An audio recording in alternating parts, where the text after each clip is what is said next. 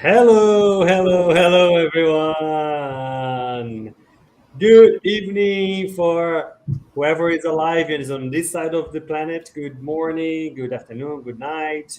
If you're watching from the other side or if you're watching when it's recorded, welcome to another Time to Talk, our bi-weekly conversations, chats about mediumship. Today we have, look at this, special guest back with us, Guilherme. Guilherme, welcome back. How are you, Thank Guilherme? you. Thank you. I'm very well indeed. Very happy to be here again. Very Very happy to nice. see you again. You didn't And sound you, very Rafael. convincing. How are you doing, Faye? All right, thank you. Better now that I see you've been accompanied to dear friends.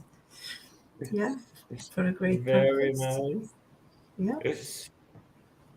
Today we are on episode 55 of Time to Talk. So time passes, time flies when you're Yes. having fun. And let me just get it up here. Oh, there you go. Episode 55, Mediumship and Emotions. Time to talk. The idea of Time to Talk is to have a open dialogue, an opportunity for people to come and bring comments, stories, questions, so we can bring them up live and have a conversation. The idea is to make it as dynamic as possible. So please feel free to drop your comments and in the box, and we will bring them up live so you can read them. So let me start by saying hi, Elza. I can see Elza already dropped some notes here. Very nice to see you here with us once again. Um, and if anyone else is out there, send us our hello so we know where you are, where you're talking from, and then we can bring it up here as well on screen. Right. The usual announcements. What are the three main broadcasters or the groups behind this initiative, Time to Talk? First of all, SSL, the Spiritual Society of London. SSL is a study group dedicated to studying Spiritism here in the UK. You have many different initiatives, online study groups, face-to-face study groups,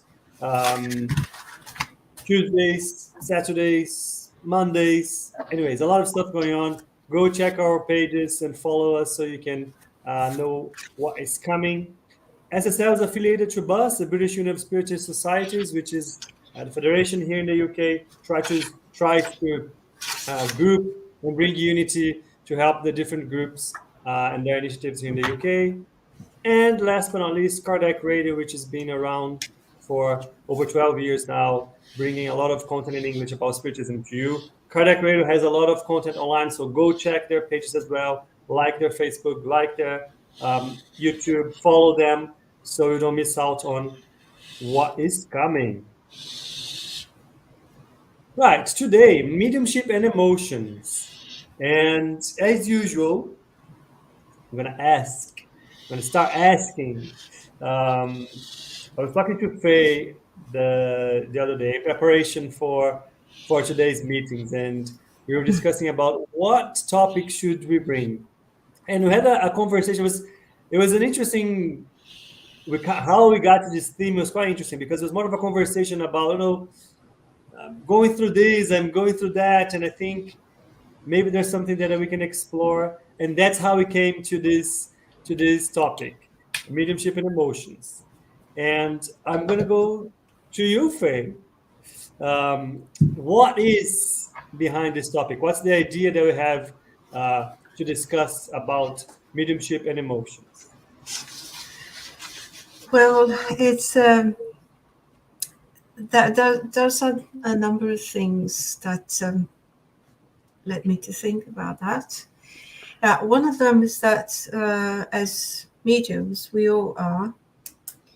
But the ones, let's put this way, the ones who've decided to carry on and work as mediums, we are as susceptible to emotions, to waves of optimism or pessimism, and to a connection with the whole environment, the whole planet. So in turmoil, it's always been turmoil, but now it seems to be a bit faster. And so we can tap into those things. If we're not careful, they can get too involved in things and that we would attribute to spiritual influence. It could be, but it could be pretty much a weakened discipline that we have to try to be sensible about things and see the proportion, see what's appropriate, what's not. I mean, how do we get, how emotionally can we get involved with things and people and the events in the world? And how do we work that emotion? And what would be the best way to work that emotion? So is it any use to be exhilarated and then depressed? And why would I get exhilarated and then depressed? So would it be best for me to look for a balance and see, well, how close? It's not that I'm unsympathetic, but how much does sympathy require from mediums and people in general of an expression that would be ranging from one extreme to the other? And so that's basically it. So what should we do about all that turmoil of emotions that we get every day? Very, very nice. And a lot of things you described are also not only related to mediumship, right? Or to a certain level, it is, but not only to mediums that are ostensive. Well, let me go to Guilherme before I dive into it. Guilherme, when you heard or when I told you about the topic, what came to your mind? I thought you have asked me to come here to ask questions to Faye. So you lied to me. But being serious now, what comes to my mind is that everything in our lives does generate a certain level of emotions. Could be a nice picture, could be someone talking to you, could be a feeling. It does generate emotions. And mediumship is when you open up yourself to possibilities. You open up yourself to help others that are bringing to you not only the emotions, but the problems, the sufferings. And the medium will perceive what the spirit is bringing with him. So mediumship and emotions has everything to do with that. And I think, let me speak now as an indoctrinator, orientator, or whatever you want to call, right? The best way to help those that are coming to a mediumship meeting is when you use your heart and emotions coming from your heart. So you have to be able to receive those emotions, process, and give it back in a way that will let them feel better. Mm-hmm. So I see emotions as a medium, I see emotion as an indoctrinator, I see emotion as a human being. Because those that pretend they are not, they are lying for themselves. So I think I'm speaking too much already, isn't it? Never. And I apologize, my internet's a bit flaky. If I drop or something, apologize in advance. Okay. Well, that's a good segue, Guilherme, because we were in the study group before Time to Talk today, and we were pretty much talking about the how emotions at the core of everything that we do, like as human beings, right? We still emotionally react to something, and that's what triggers us and makes us do this or that, or our actions come usually from an emotion that we feel. And the challenge that we have is how to, I guess, not allow those emotions to become too big and to a point where we cannot control them, and they become something that either as an excess that hinders us in some way, or we be the other way around, we should become so oblivious or to them, or pay no attention to them, that we don't even realize the impact that something, a situation or whatever, has on ourselves and other people. And I think that's why it's always like an interesting balance that we need to have. And the additional complication when you're talking about mediumship is realizing how much of that emotion, especially if it becomes something a bit more strong, a bit stronger, a bit more intense, is coming from me or it's not coming from me. And I think that's something that we need to be aware of ourselves and knowing ourselves to be able to spot, oh, maybe there's something going on here that's not quite coming from me necessarily. So, Faye, you were talking about in our preparation about how a specific situation might trigger something, and how you react to it. You might end up finding yourself in a mental and emotional state that you didn't want to, or even if it's in a negative way, or even if it's in a positive way, it might become an euphoric reaction that's also not necessarily what you want to, because it's above what we need or what we want. I'm sorry.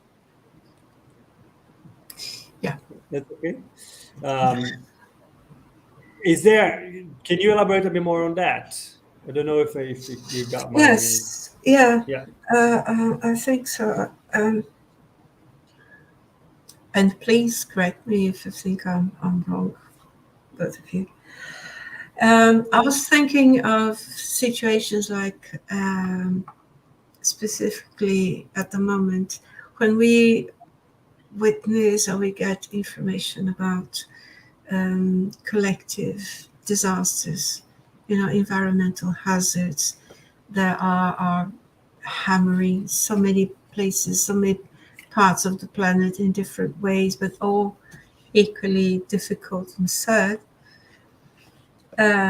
We can't be indifferent to those things, thinking of the people, of the countries, the situations, and all that. But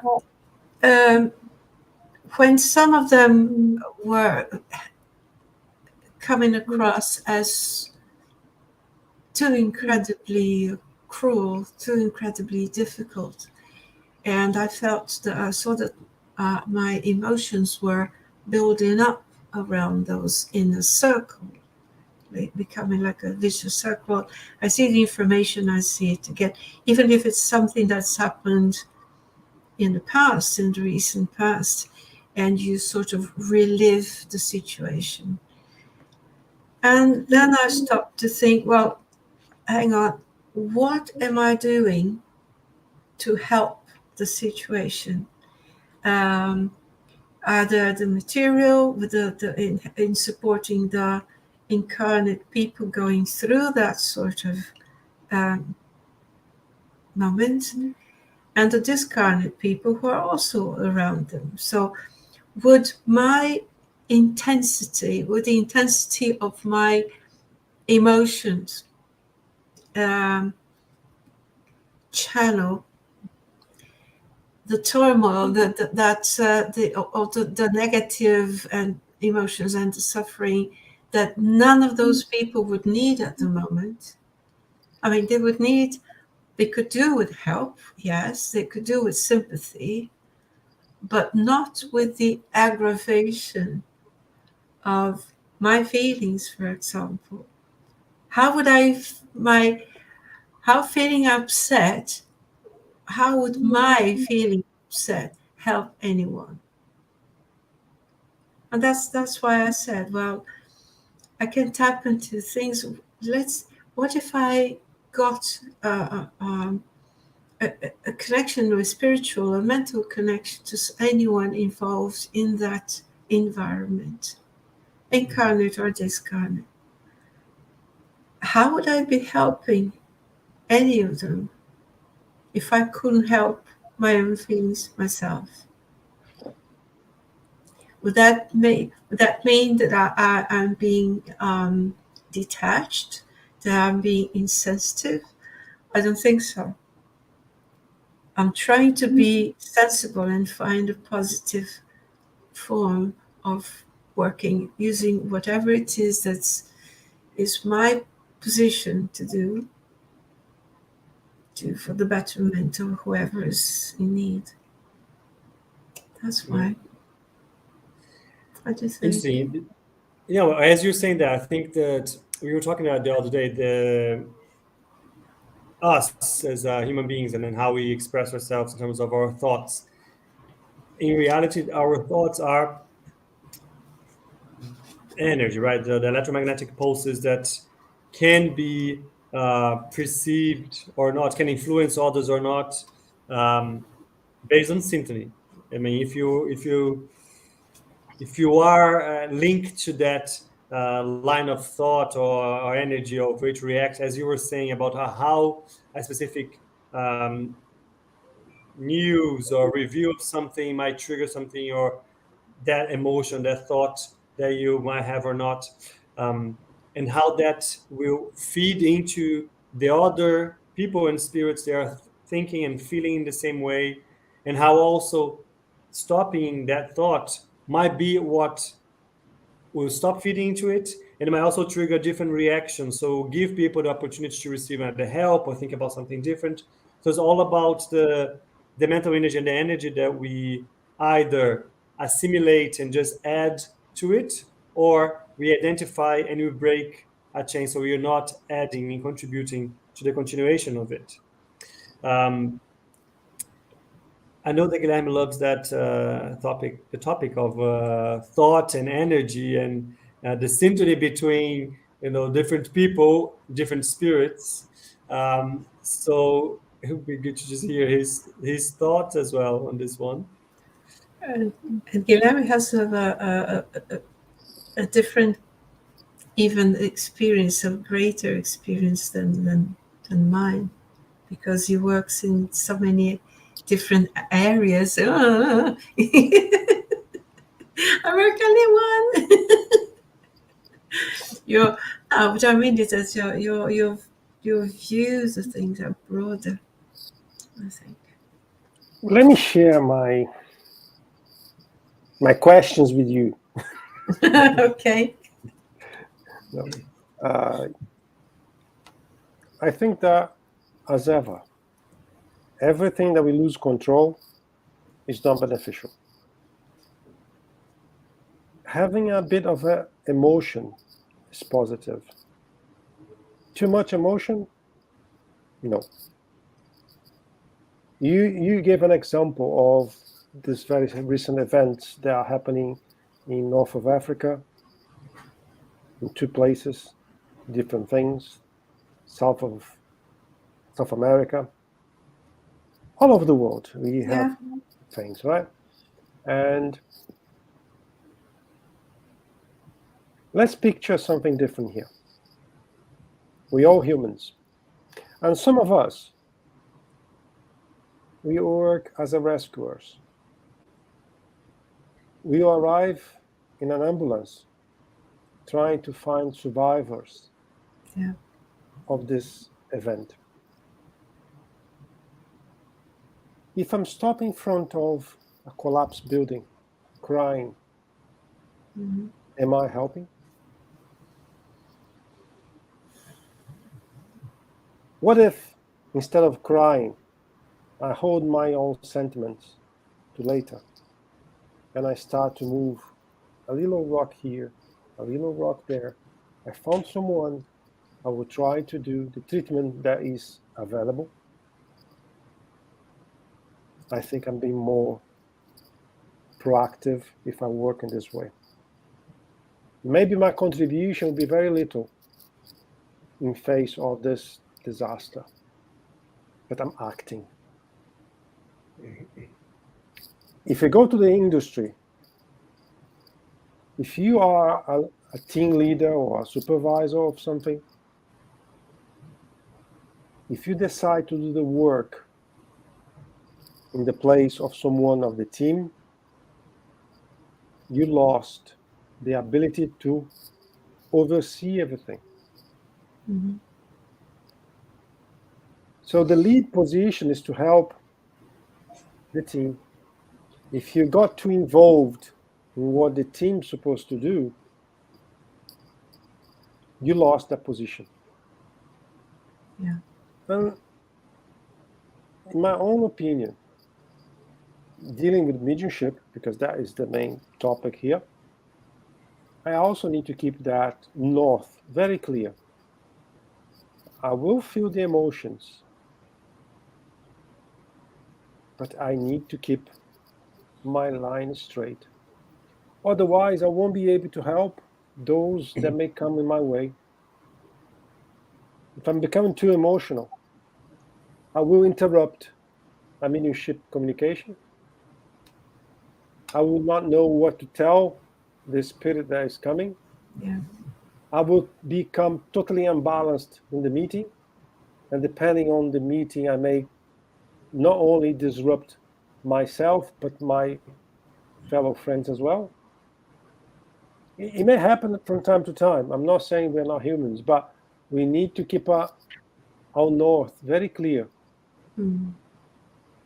I'm trying to picture a different No, I thing. think you're right, and you remind me, if I may, you remind me of a set of places that are not emergencies as such, but their situation is just like that. There are places of hospitals, for example, that I had the chance to visit to do some work, and the rule number one there says, well, all the cases there were so appalling, all of them, that the rule number one was you were not allowed to shed a tear, because one tear is going to break their resilience, the patient's resilience, the patient's strength. So you can cry your eyes out outside when you have a break, or when you leave this person, you can go outside and cry. But never in front of them, because it's like you say, one little moment that you feel more overwhelmed, that's when you destroy the little feeble line of strength that the others are trying to gather. And they depend on that line because that's the only thing they can do. Something came to my mind, Faye. Mm. I don't remember which book anymore, but in one of those spiritist books, there was a chapter describing how a person wants to be prepared to go to an activity. Yeah. We want to pray, we want to be meditating. And there was one event that one of the friends decided to, sorry, before we go, we need to pray. And one of them, let's say the lead of the group, came to this person and said, there is time to pray, there is time to action. Sometimes the action is the prayer. Mm. Sometimes the action is what will bring what you are looking for. Yeah. So there are situations and situations.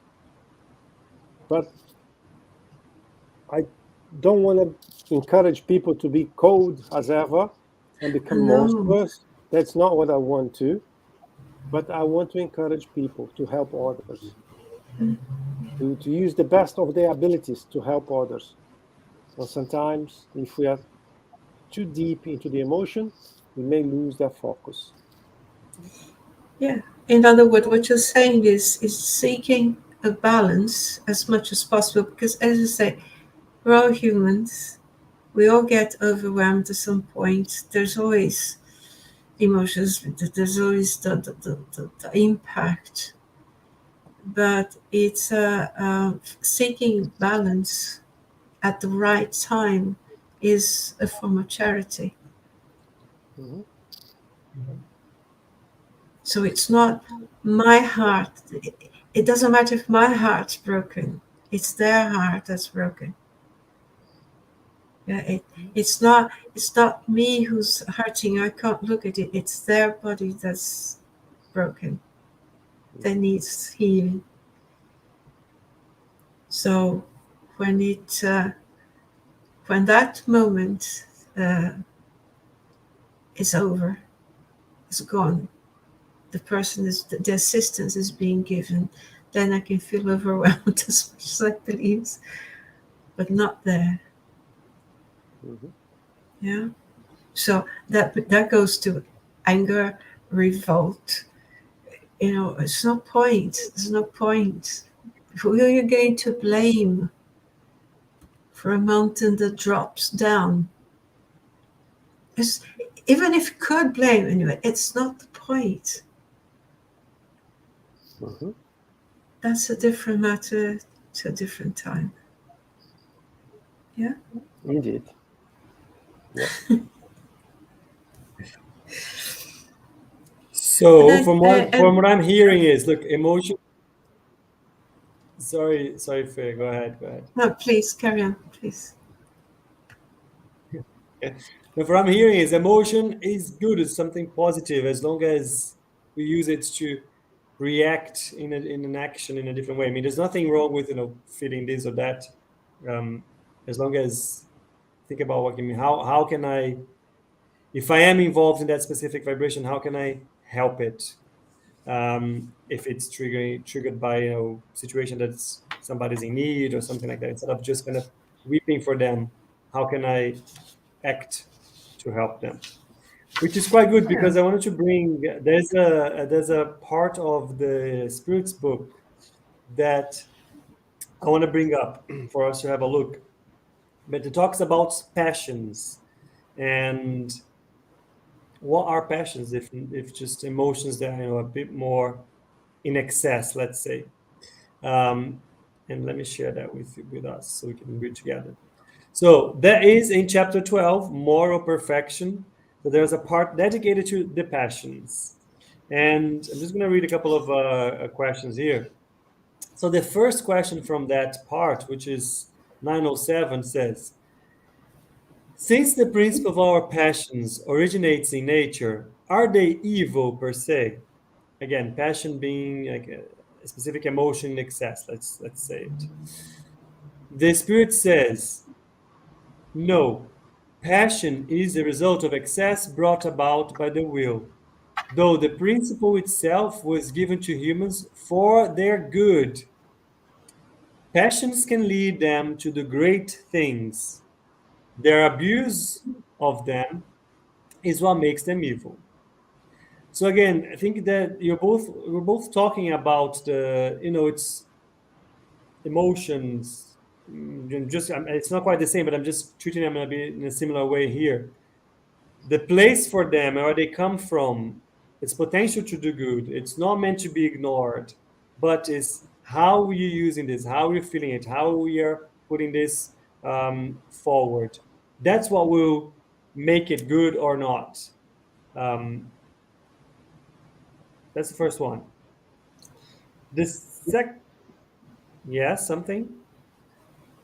Don't carry on. There's always something. The second question. Let me go to the next one. 908. Kardec asked, How may we define the limit at which the passion ceases to be good or bad?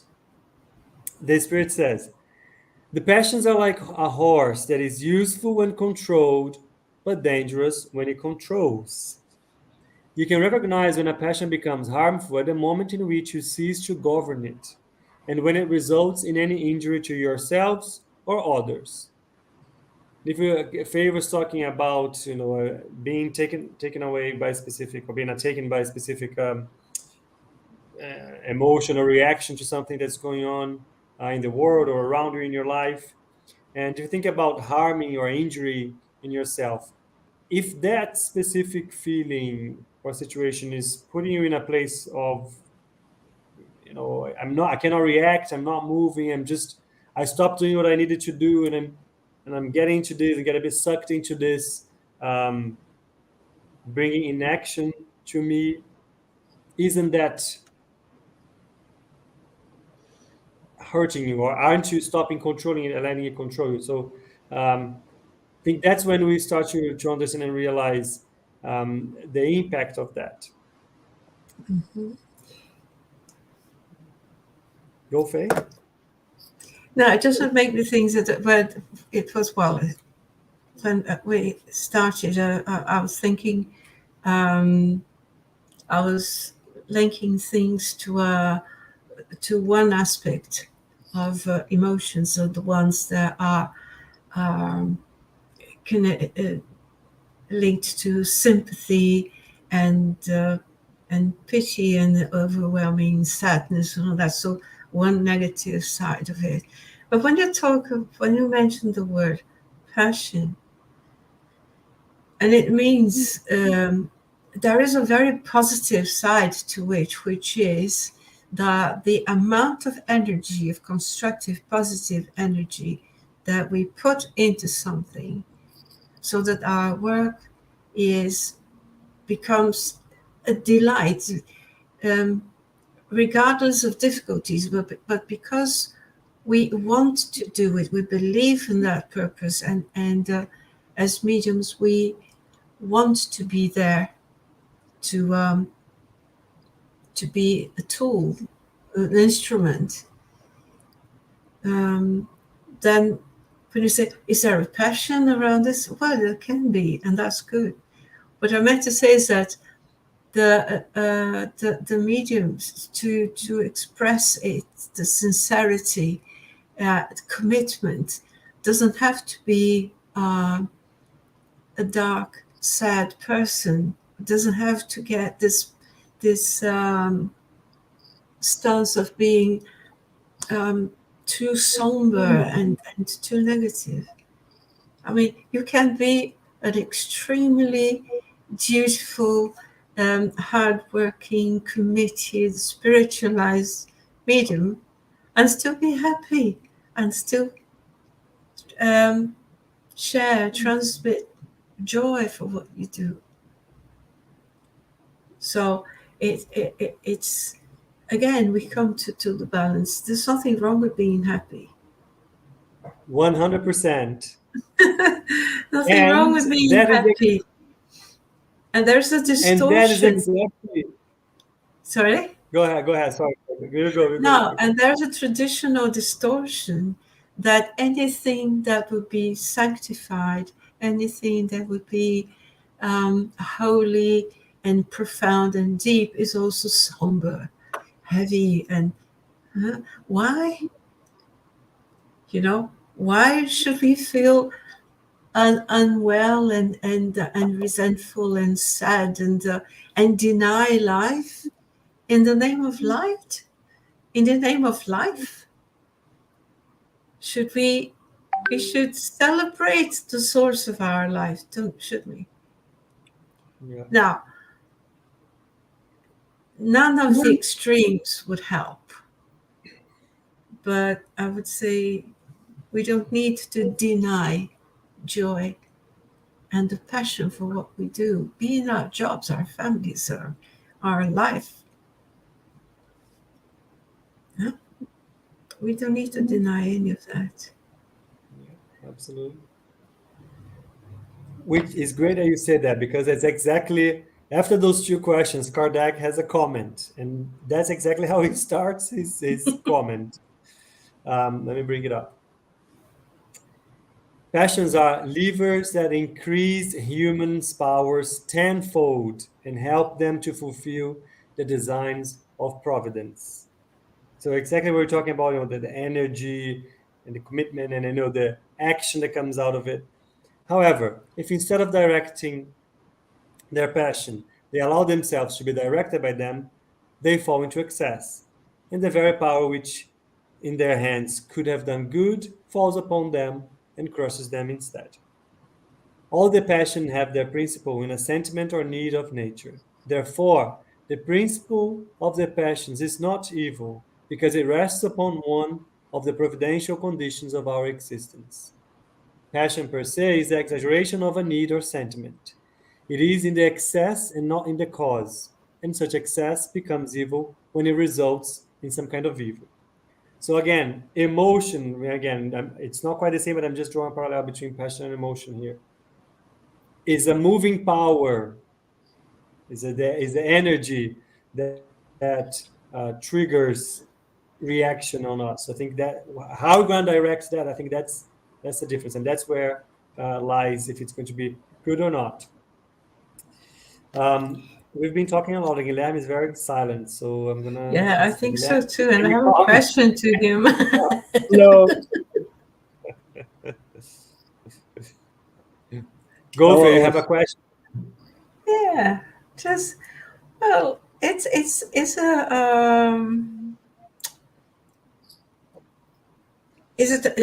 well, it's not a mystery because I'm sure that there is an answer for that. But I would ask, okay, assuming that there is a passion that I would do, as the medium would work with a passion, with love and happiness, wanting to do the work, why would that mood change when he's about to work? Why?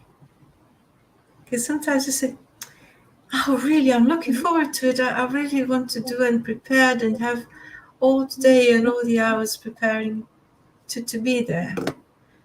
When it gets just about to start the work, that mood changes. Really? Why? Is it two personalities or what?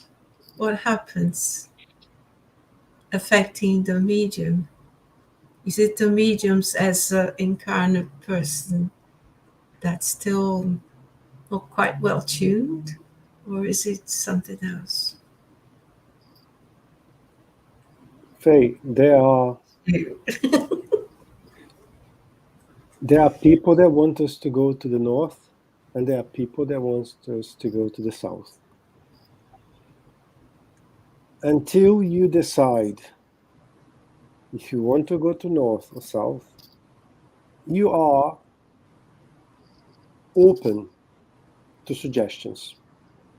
The day you decide that, no, I want to go to the north, you will not hear the suggestions to go south, east, or west anymore.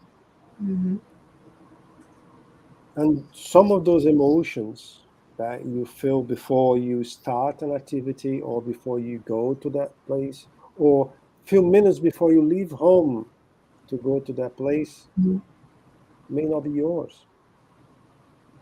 You may be induced to feel those energies or those sentiments or whatever, because you're not very sure if you want to go left or right, up or down. And then they will see that as a breach, and they will use that to achieve what they want. And the most important is to know yourself. I'm not discharging here the possibility of having a person with some disorder that could be happy and sad in minutes. I'm not saying that. But yeah, but assuming that's not the case, It must be something, isn't it? Then it's a breach in the system, Mm-hmm. in the breach in our. Mm-hmm. And quite often, you will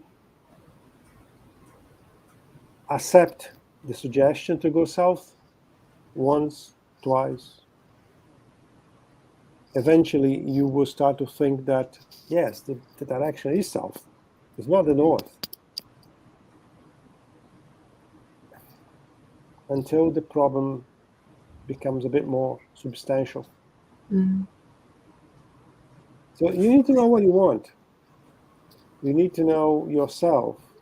You need to be aware of those influences on your mood, on your emotions. Let me give another example that's very common. Okay.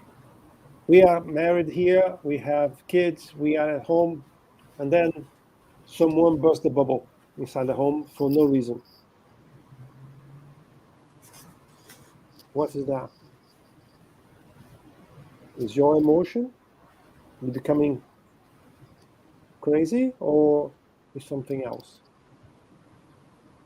When we see some of those reactions, some of those emotions bursting, let's ask ourselves why. Why is happening in that situation? Why is happening exactly on that day? Exactly on every Monday, this time of the day is when something like that happens. Mm. Exactly on that Monday, when I'm supposed to leave home to go to that commitment, someone that calls me, someone that knocks on my door. There's always something that will prevent me to go to where I'm supposed to go. This is all related to emotion. And those spirits that are around us, they see that better than we do, and they will use that. So it's a constant battle, if I may say like that. And Mm. it's a learning process. You won't get that in a week or two. It's a constant process until you realize that, oops, there's something different today. It's better watch out, otherwise I will drive south instead. I'm not sure if I answer your question, but that's what came to my mind. No, I think you have. Yes. Yes. I Yes, because it's ever so easy, isn't it, to again to dodge the problem and attribute that change to something else. You put the blame someone else, and when it's really not quite the same, quite the case. Now I have a question for you, because that's what I was told to do today. Okay. Make three questions. We are in a mediumship meeting. Yeah. And that particular day, there were some events. And after the meeting, the orientator, the person that's coordinating the meeting, come to you, making a point. You not accepting the comment very well, you taking that comment to heart, you burst a bubble, and you decide not to come back anymore. What can you say about that? I think it's a bit hasty. It's a bit hasty because if the comment comes from someone from an observation point, so he's up there observing everything, and he's probably observed something that I couldn't pick up. I couldn't possibly pick up because I was too involved. Whatever it is that I did or did not do, I probably did not pick up. Or even if I did, still, the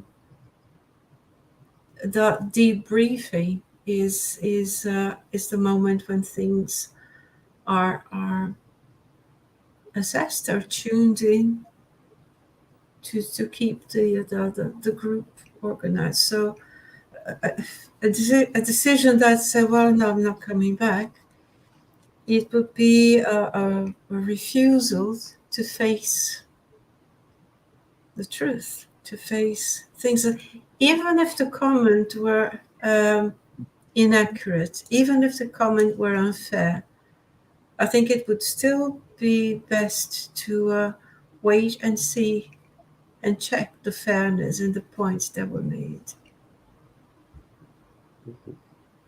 And then decide not to come back if that's the case, but not straight away. No, that will probably be. Does it make sense? Mhm. Because if I'm in a meeting, it's and I'm putting all my effort and my concentration on the group, on the work that's being done. So I'm focusing on my part and what I'm hearing. I simply cannot, and because it's not my part in there, to keep an eye on everything and everyone. If either I do my part or I don't. Mhm. Yeah? Yep. Let me take from there and ask you and after Rafael, over your experiences in mediumship meetings, Yeah. what was the opposite? What was the most emotional situation you had? Most emotional. Please don't cry. Do you know, I I always need a box of Kleenex in some meetings, but but once my part's done, it's always dry, finished. I think the most emotional part, I would say, it comes from sometimes during the work, in observing and witnessing something that's happening, something that's being said, someone who's expressing themselves. But it's probably after, when the work is finished and we really get the full image of what happened. Because then when that's all the bits of the jigsaw are put together. And I find that's fantastic. And you, Rafael? Before I say, just say that Elsa is also sending some comments, and she said she's agreeing with Faye that she goes through the same with the box of tissues, and it just happens. I would say it's similar. I think it's funny that we are talking about the emotions and mediumship and how the influences around us affect us. That we have cases where you can feel the change in when somebody realizes or gives in, let's say, that we're not there to judge them, we're there to help them, and they can see the difference in how we're treating them, and because of that they break down in terms of whatever facade they were holding to protect themselves or whatever it was. When they realize that it's only good intentions and that they change their posture, it's moving to me, because it takes a lot of courage, and it's humbling to just say I was wrong, and I accept I need help, and thank you for being here. And I always put myself in that situation as well, so I think that's always moves me, and that changes in the energy of the meeting. It changes as you were talking and as you are part of it. So this element of influence and emotions are clear.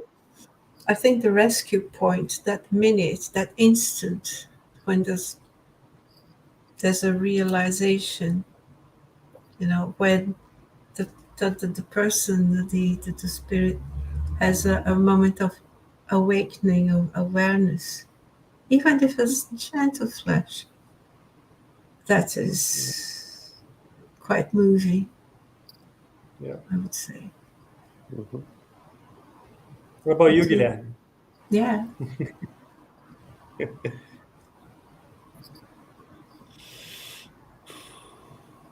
To me, by far, the most emotional example I can give is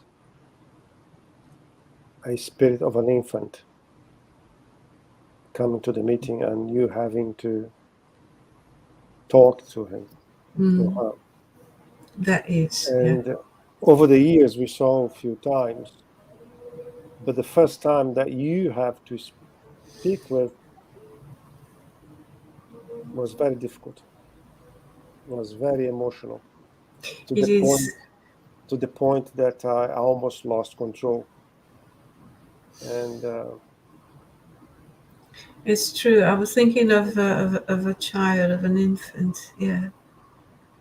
it's very difficult. Very difficult. And not many people know how to handle that.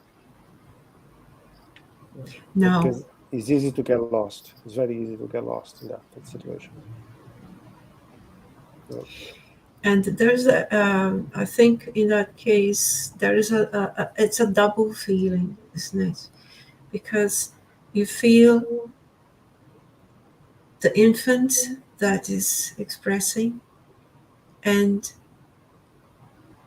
yourself or myself as the observer. It's quite something.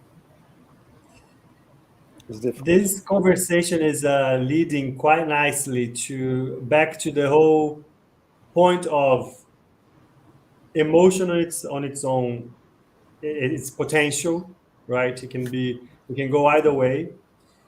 But the good thing and the important thing when you talk about mediumship and emotions is that the awareness to understand where is that coming from, and if it's being, potentialized, is it from me or is it not from me? And I think we always talk about that. We are all medium, so we're all susceptible to this influence one way or another.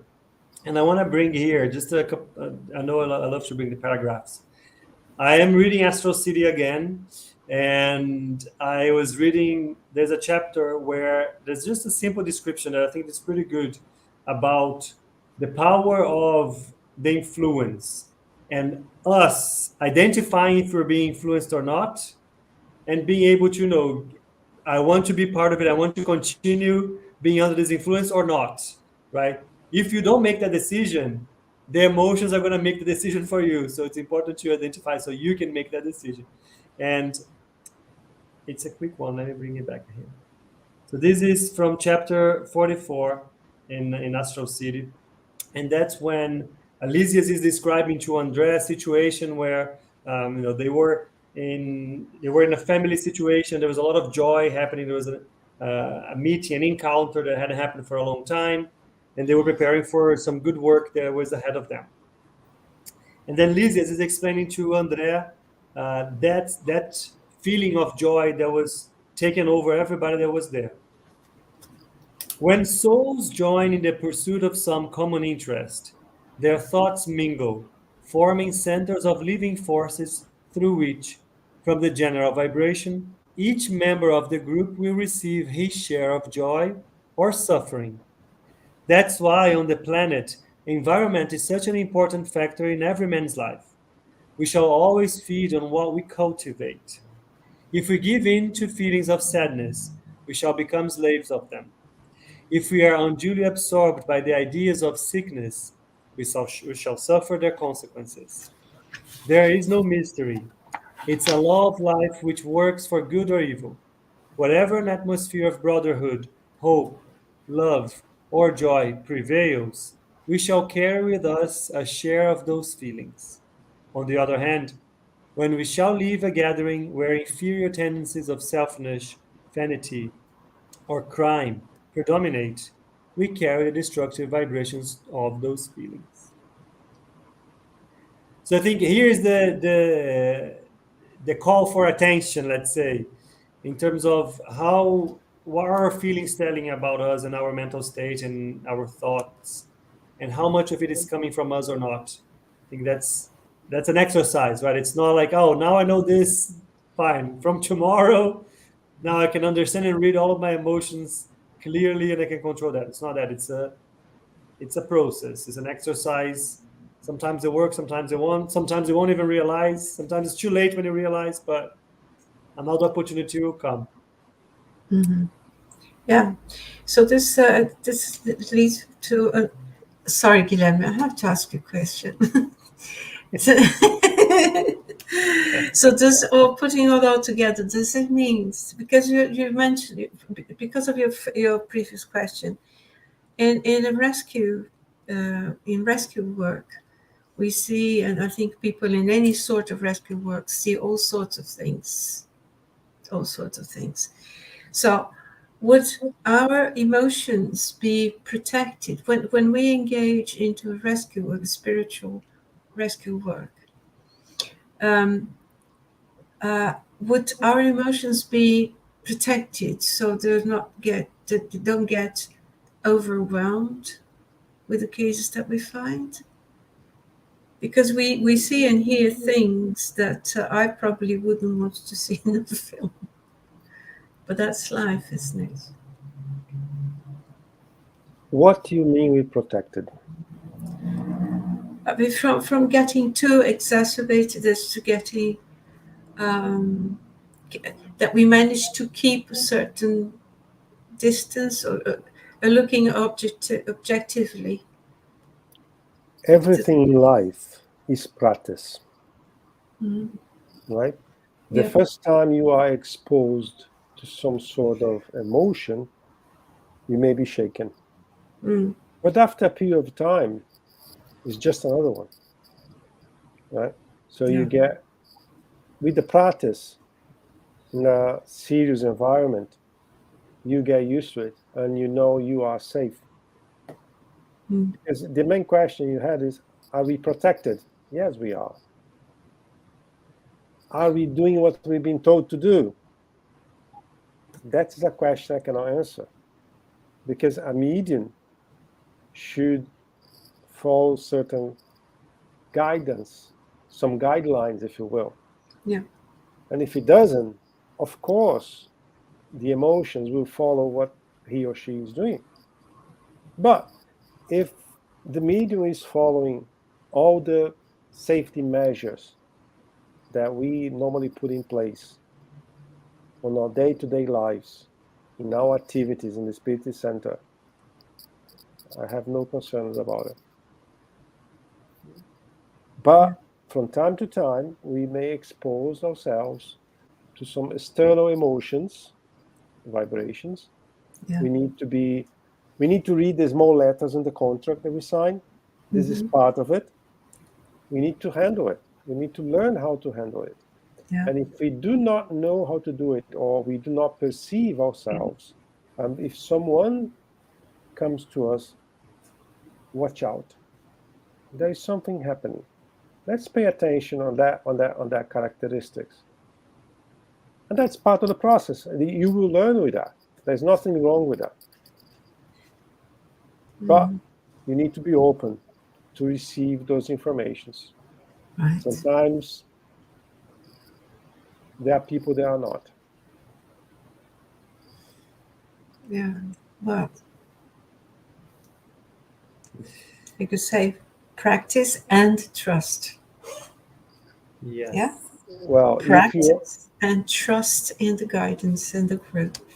If you are working in a Spirit Center, a serious Spirit Center, if you trust the benefactors, if you see that things are organized in a way that bring you the confidence that what you're doing is safe, you have no questions, in theory, right? But if you go into a place where you don't trust the participants, you don't trust the benefactors, what are you doing there anyway? So there are places and places. You need to find a place that are within your expectations, at least. Yeah. All right. Thank you. With that, our time is up. Oh, But I think there was a pretty good discussion. I think whenever we're talking about emotions, I think it's an important reminder that our emotions tell a lot about our spiritual state, and I think that's what we need to be aware of. Where is the source of it coming from, and if there's anything that we need to do about it. Thank you very, very much, Faye and Guilherme, for this conversation. This is a delicate topic, let's say. But it's been a pleasure. Before we close, let me give our usual announcements. We have, if you'd like to join us, we have every Mondays a book club, a study group where we read the André Luiz books. So we're reading the message at the moment. Here you have the details on how to join. Every Wednesday we have Spiritual Light with different guests and different topics. So tune in, go on YouTube, Buzz YouTube channel, you'll be able to see what is coming up. And if you'd like to join our study group for the Medium's book, it happens every Saturday at 10:30 a.m. UK time. Have the details here as well. Feel free to join us. And that is it for today. Thank you, Faye. Thank you, Guilherme. It was a pleasure to be here with you. The pleasure with me. Nice. We hope to see you all again soon. Thank you, Alejandro and Els. I see some comments. Yes, Faye, you have something to say? Well, thank you for Guilherme and Rafael for the wonderful chat. Thank you. Thank you for the topic. Thank you, guys. Bye-bye. Bye. Bye-bye. See you soon. Bye.